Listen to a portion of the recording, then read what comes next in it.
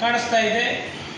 ಸೌಪರ್ಣಿಕ ಏತ ನೀರಾವರಿಯಲ್ಲಿ ಸುಮಾರು 1 ಕೋಟಿ ಹಾಗೂ ಅದರ ಠೇವಣಿ ಮೊತ್ತ 1 ಲಕ್ಷ ಹಾಗೂ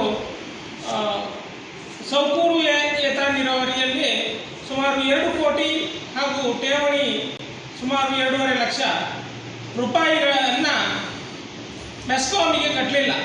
ಆ ಕಟ್ಟದೇ ಇದ್ದುದರಿಂದ ಅವರು ಈಗಾಗಲೇ ವಿದ್ಯುತ್ತನ್ನು ಸ್ಥಗಿತಗೊಳಿಸಿದ್ದಾರೆ. ಕರಾವಳಿಯಲ್ಲಿ ಮಳೆ ಆಶ್ರಿತ ಬೆಳೆ ಅಥವಾ ತೋಟಗಾರಿಕಾ ಬೆಳೆ ಇರ್ತದೆ. ಆದರೆ ಈ ಕಾಲುವೆಯ ನೀರನ್ನು ನಂಬಿಕೊಂಡು ರೈತರು ಕೃಷಿ ಮತ್ತು ತೋಟವನ್ನು ಮಾಡಿದ್ದಾರೆ.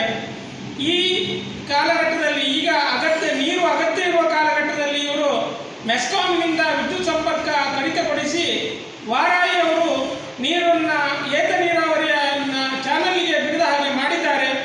ಇದು ಮುಂದುವರಿದರೆ ಖಂಡಿತವಾಗಿ ಕೃಷಿ ಸಂಪೂರ್ಣ ನಾಶ ಆಗ್ತದೆ. ಆದ್ದರಿಂದ ಕೂಡಲೇ ಸರ್ಕಾರ ಇದಕ್ಕೆ ಬೇಕಾದಂಥ ವ್ಯವಸ್ಥೆ ಮಾಡಬೇಕು. ವ್ಯವಸ್ಥೆ ಮಾಡದೇ ಇದ್ದರೆ ಬೈಂದೂರು ರೈತ ಮೋರ್ಚಾದ ಒಟ್ಟಿಗೆ ಉಡುಪಿ ಜಿಲ್ಲಾ ರೈತ ಮೋರ್ಚಾವು ಕೂಡ ವಾರಾಯಿ ವಿರುದ್ಧ ಪ್ರತಿಭಟನೆಯನ್ನು ಮಾಡಲಿಕ್ಕಿದೆ.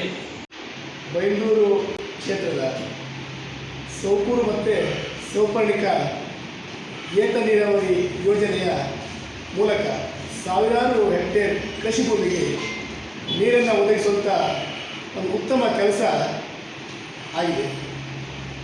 ಆದರೆ ಈಗ ಆ ಏತ ನೀರಾವರಿಗೆ ಬೇಕಾದಂಥ ವಿದ್ಯುತ್ ಸಂಪರ್ಕವನ್ನು ಮೆಸ್ಕಾಂನವರು ಕಡಿತಗೊಳಿಸಿ ನಮಗೆ ಬರಬೇಕಾದಂಥ ವಿದ್ಯುತ್ ಬಿಲ್ ಬರಲಿಲ್ಲ ಎನ್ನುವ ಮಾತನ್ನು ಮೆಸ್ಕಾಂನವರು ಹೇಳ್ತಿದ್ದಾರೆ. ವಾರಾಯಿಯವರು ಅದನ್ನು ನಿರ್ವಹಿಸುವವರು, ಅದಕ್ಕೆ ಬೇಕಾದಂಥ ಹಣವನ್ನು ಅವರಿಗೆ ಕಟ್ಟಿ ರೈತರಿಗೆ ಆ ನೀರನ್ನು ಒದಗಿಸಿಕೊಡೋದು ವಾರಾಯಿಯವರ ಜವಾಬ್ದಾರಿ. ವಾರಾಯಿಯವರು ಸರ್ಕಾರದಿಂದ ನಮಗೆ ಅನುದಾನ ಬರಲಿಲ್ಲ ಅನ್ನುವಂಥ ಒಂದು ನೆಪವನ್ನು ಹೇಳಿಕೊಂಡು ಅವ್ರ ಪಾಡಿಗೆ ಕೋಟ್ಯಾಂತರ ರೂಪಾಯಿ ಖರ್ಚು ಮಾಡಿದಂಥ ಯೋಜನೆಯನ್ನು ಇವತ್ತು ಮಣ್ಣುಪಾಲು ಮಾಡುವ ಸ್ಥಿತಿ ನಿರ್ಮಾಣ ಆಗಿದೆ.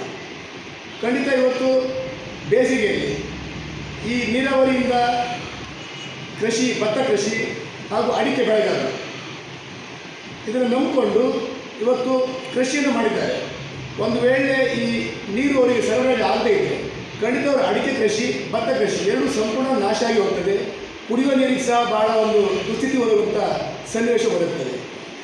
ತಕ್ಷಣಕ್ಕೆ ವಾರಾಯಿಯವರು ಮೆಸ್ಕಾಂನವರಿಗೆ ಬಿಲ್ ಪಾವತಿ ಮಾಡಿ ಅಲ್ಲಿನ ನೀರನ್ನು ಸರಬರಾಜು ಮಾಡುವಂಥ ಕೆಲಸವನ್ನು ಮಾಡದೇ ಇದ್ದರೆ BJP ರೈತ ಮೋರ್ಚಾ ವತಿಯಿಂದ ಸಿದ್ದಾಪುರ ಮೆಸ್ಕಾಂ ಕಚೇರಿಗೆ ಮುತ್ತಿಗೆ ಹಾಕಿ ಪ್ರತಿಭಟನೆ ಮಾಡುವಂಥ ಕೆಲಸವನ್ನು ಮಾಡ್ತೇವೆ.